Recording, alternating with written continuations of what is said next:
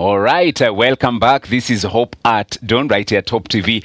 Where you look and you live, that was the musical break. Wanadamu wote wameshindwa.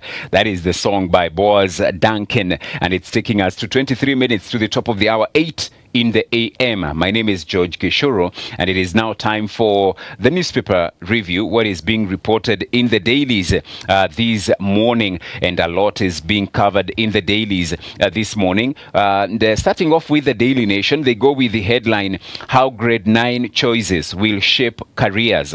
That is what they go with this morning. Grade 9 learners can pick from 9,569 institutions that will admit in January, and they say the senior school your child attends has influence on their career in future. Details of the subject combinations learners will study to qualify for certain professions are contained in an online platform the Education Ministry has opened to guide learners, and this is a transition now from junior to junior to senior, and now even to other institutions from grade 10. You can read that story, very important story, because it's all about the education and the future of our children. It is covered on page 4. Still on page 4, we have the tearful activists here, and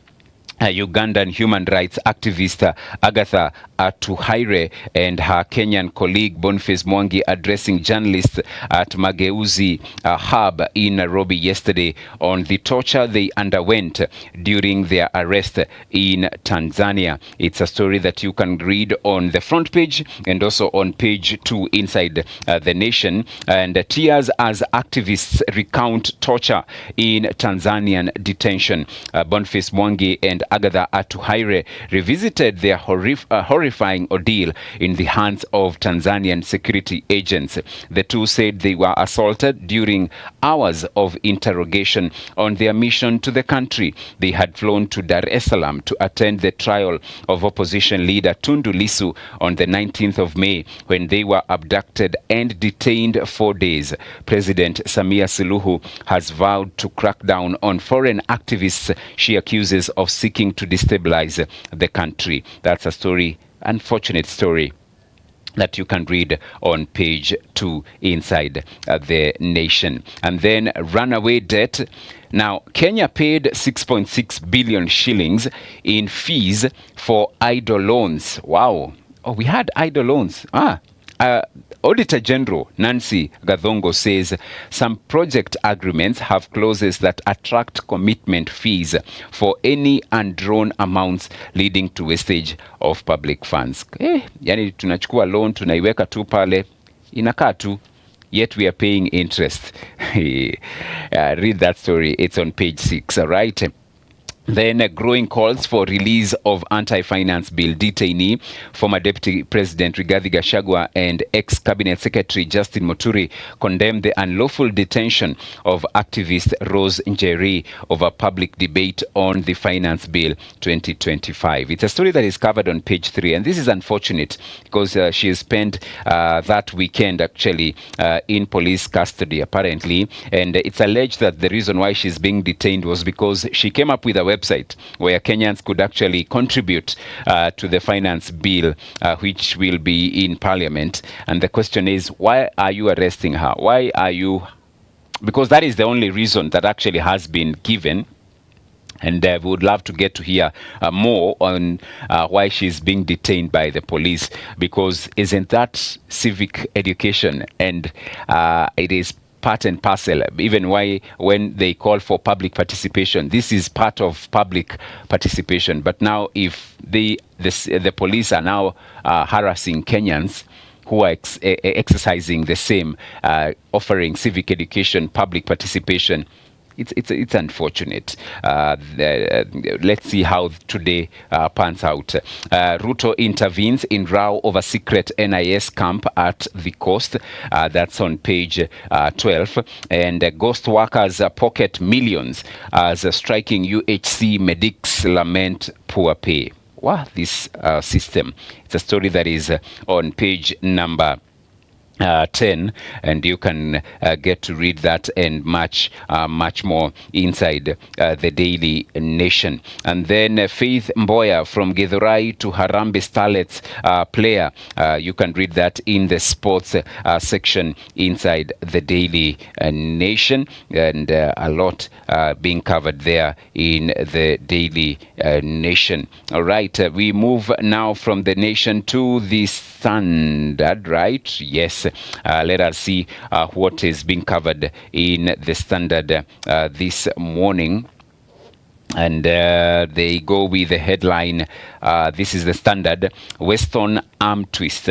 That is what they go with.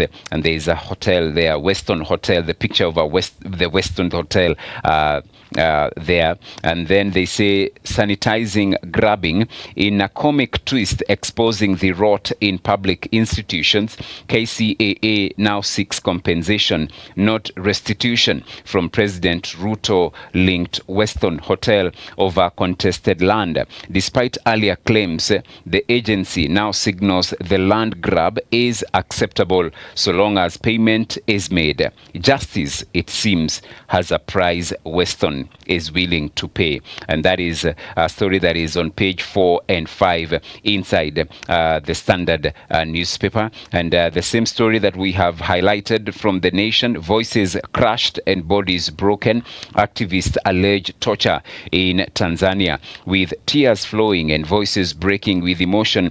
Rights activists recounted painful ordeals at the hands of cold-blooded security squads who vowed to kill them if they ever set foot in Tanzania again. And that's a story that you can read inside the Standard. And why men suffer domestic violence in silence. That's a story that is also inside the Standard. And Gen Z activist Billy Mwangi, who made headlines last year after his abduction during anti-government protests, has officially declared his bid for the Embu Senate seat.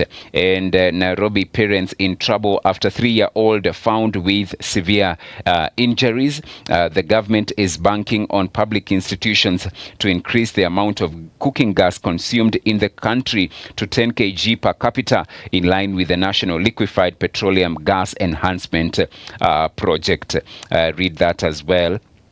And then in other news, this is public hearings on Finance Bill 2025 kick off today in counties. That's a story also that is in the Standard. And why IMF World Bank hand in Kenya budget faces pushback. And police deny targeting journalists on Madaraka Day. And the state's 7 billion shillings plan to increase LPG usage. And prosecutor causes chaos at Laikipia Airbase over husband's visit. Read that story and more those stories inside the Standard. And the financial pullout this morning, the Financial Standard pullout, World Bank, why IMF, World Bank are facing Kenyans' wrath. And this is in as far as the budget is concerned. The global lenders are seen to have a strong hand in the making of Kenya's budget, but the conditions set by the institutions for the country to access credit have resulted into increased financial burden for citizens. That is the Standard newspaper and what they are going with this morning. Business Daily. What they are reporting, car taxes rocket up to 145% on new KRA rule. Small cars like Suzuki Swift hit hardest in price review. Used car dealers want start date pushed to September 1st.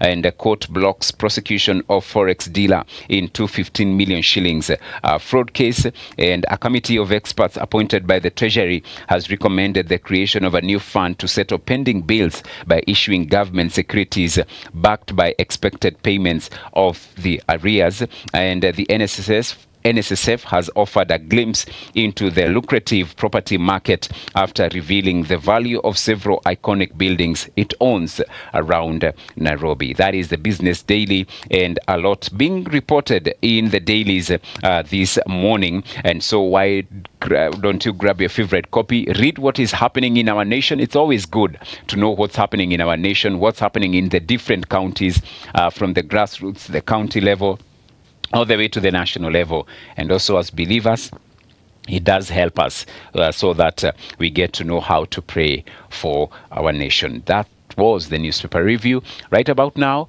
why don't we pave way for the video of the day? See you in a short while.